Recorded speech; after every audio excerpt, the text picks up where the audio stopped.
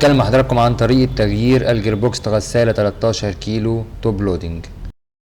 طبعا بنشيل الفيشة ونقفل المحابس ونبدأ نفك الوصلات المية الخارجية.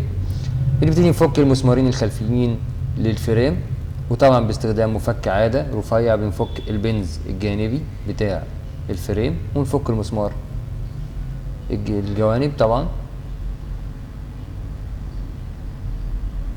بعد كده نبتدي نرفع الفريم ونفك الحلقة ونفك الظهر طبعا باستخدام المفك الصليبة. بنبدأ في فك الضفيرة والأسلاك بتاعتي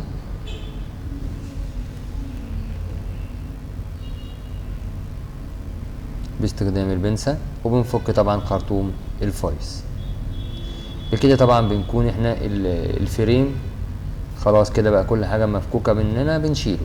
بنبدأ نفك مسمار المروحة ونرفع المروحة الأعلى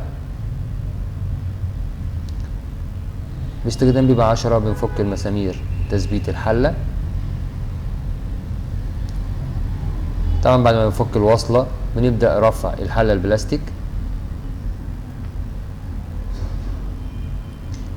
باستخدام بقى المفك الصليبة او البيبة التمانية. بنقدر ان احنا نفك مسامير تثبيت الجيربوكس والموتور الشداد.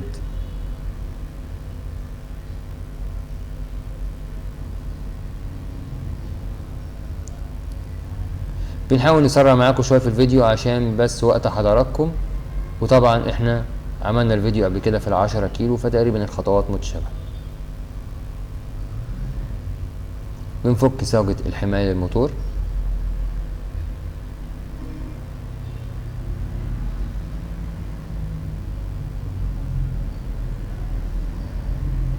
بعد كده بنفك السير باستخدام بيبة 13 او 14. في 13 و14 هنفك طبعا مسمارين تثبيت الموتور ونشيل القواعد بتاعته.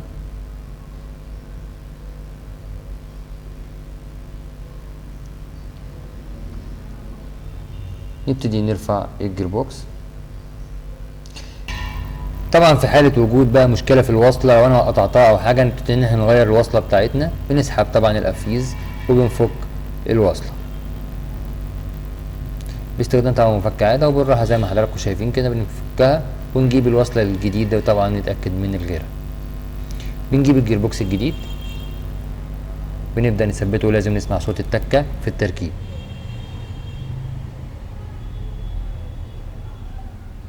ونبدأ في التثبيت.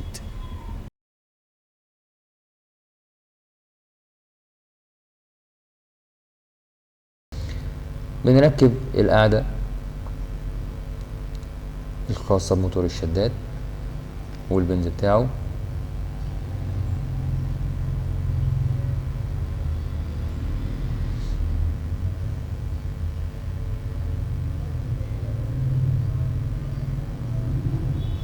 بعد كده بنركب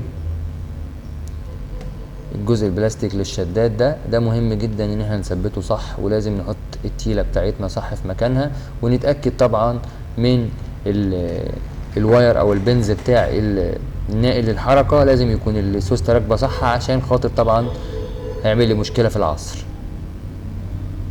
بنثبت المسمار ده عشان التيلة ما تخرجش فوق التيلة طبعا.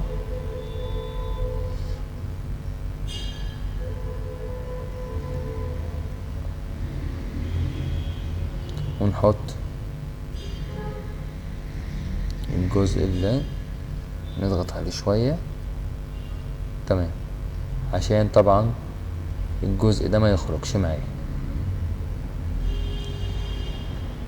هنحط القواعد بتاعة الموتور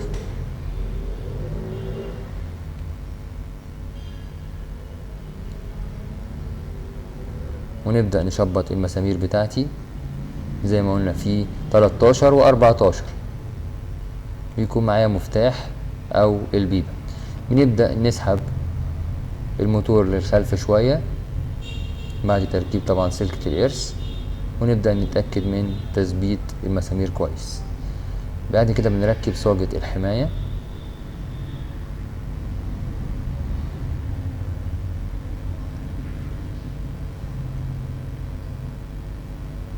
ونأكد كويس جدا على المسامير بتاعة الموتور. طبعا لازم نحط كله كويس قبل ما نركب الوصلة عشان ما يحصلش عملية التسريب، ونقفل القفيز بتاعنا. بنرجع نثبت الحلة البلاستيك، وطبعا كويس المساعدين بتاعتنا ونتأكد من الاتجاه بتاعها. المساعدين الأمامية بيكون لونها الأصفر، والخلفية بتكون لونها الأبيض طبعا، ما ننساش ده. والموتور بيكون اتجاهه قدام. بنبدأ نركب الحلة الاستانلس، وباستخدام مفتاح 10 أو بيبة 10 يفضل نركب الأربع مسامير بتوعي. بنشبط الأربع مسامير، ودايما لما نيجي نركب المسمار واللي قدامه، عشان خاطر ما يحصلش عملية ان المسمار يبقى راكب كويس ومسمار لأ فتخبط الغسالة. بنبدأ نركب الحلقة الخارجية.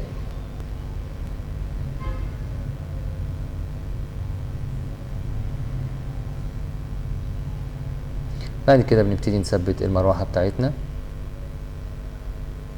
وما ننساش طبعا الغطا بتاعها. وبعد كده نبتدي نعدي السلوك لأسفل ونثبت مسامير الفريم، الجوانب، وطبعا الغطا بتاعها والظهر.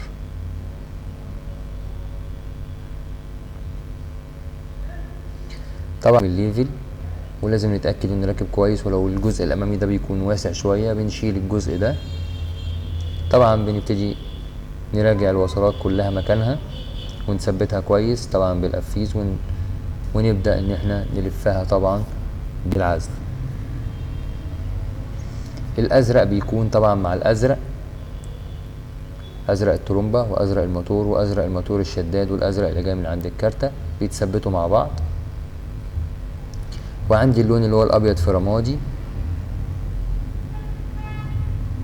يبقوا مع بعض اهي، والاحمر احمر الكباستور واحمر الموتور والاحمر اللي جاي من عند الكارتة، ونفس القصة الاصفر من الموتور والاصفر اللي من عند الكارتة والاصفر الكباستور.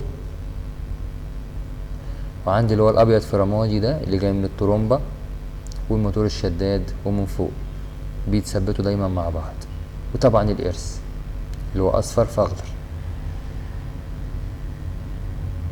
نتأكد طبعا ان كل الوصلات دي راكبة كويس، ونأكد عليها بالبنسة عشان ما يحصلش عملية ان مية تخش جوه الترميلة فتحصل كهرباء او قفلة.